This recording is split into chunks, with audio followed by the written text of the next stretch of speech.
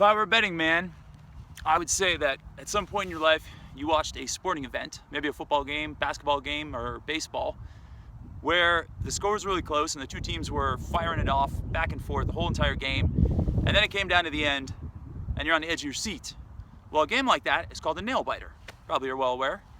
Anyway, I've developed an exercise called a Railbiter. So this exercise is really going to work your obliques, your rectus abdominis, which is the center part of your abs, your lower back muscles, your hips, your hip flexors, your glutes, and it's also going to cause a good amount of shoulder stability because you're going to be in an awkward side-lying position. So if you followed any of my videos in the past, you know that I like to use leverage, so it should be no surprise to you that this one's going to be the same way. So I'm going to jump back there, I'm going to demonstrate it to you, and then I'd like you to practice it. Let me know how you do. So here it is. This is called a Railbiter.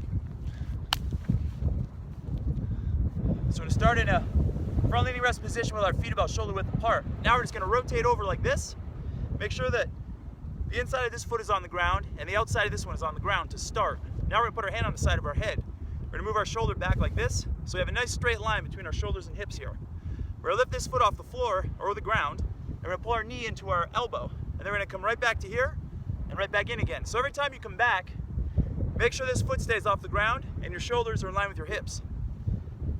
If you have to, you can place this toe on the ground. So now let's go from this angle.